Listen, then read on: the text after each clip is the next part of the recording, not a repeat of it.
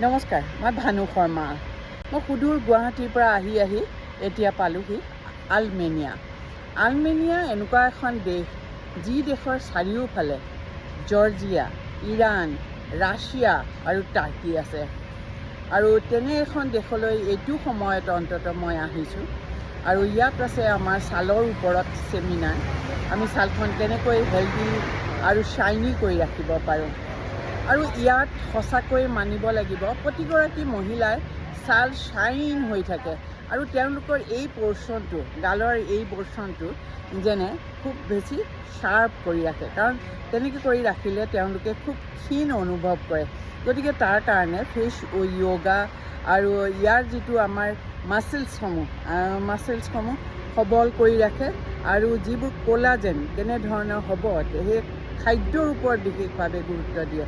আৰু সেই খাদ্যসমূহ ইয়াত যথেষ্ট পোৱা যায়। এনেকুৱা এই দেশখন একদম পাহাৰীয়া। এই পাহাৰীয়া দেশৰ পানীবোৰ নিজৰাৰ পানী আপোনাৰ ৰাস্তা ঘাটে তেওঁলোকে ফাউণ্টেইন তৈয়াৰ কৰিছে।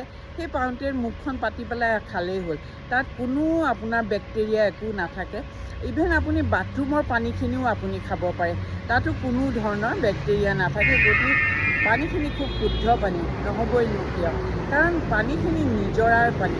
আৰু কালি গৈছিলোঁ য'ত খ্ৰীষ্টানৰ এটা চাৰ্চ আছে, সেই চাৰ্চটো একদম পাহাৰৰ বহুত ওপৰত, আৰু তাৰ যিখিনি পানীখিনি ইমানেই শুদ্ধ পানী, সকলোৱে সেই পানীখিনি খাইছে, গাত ছটিয়াইছে।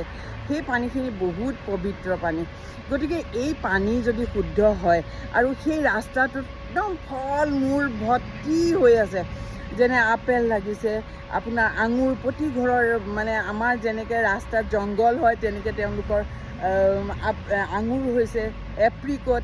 ইছৰাম, ইমান ভাল লাগিছে। ফুল মই ফ্ৰুটছ খুব ভাল পাওঁ, সেইকাৰণে সেই ফ্ৰুটছবিলাক দেখা পাই মোৰ মনটো লোভ লাগি গৈছে। আৰু সেই ফ্ৰুটছবিলাকে তেওঁলোকে ড্ৰাই কৰি তেওঁলোকে চেল কৰে।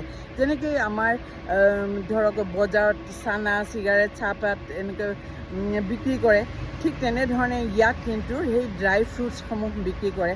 আৰু আঙুৰ, একেবাৰে ফ্ৰেছ আঙুৰ পোৱা যায়, খুব কম দামতে পোৱা যায়।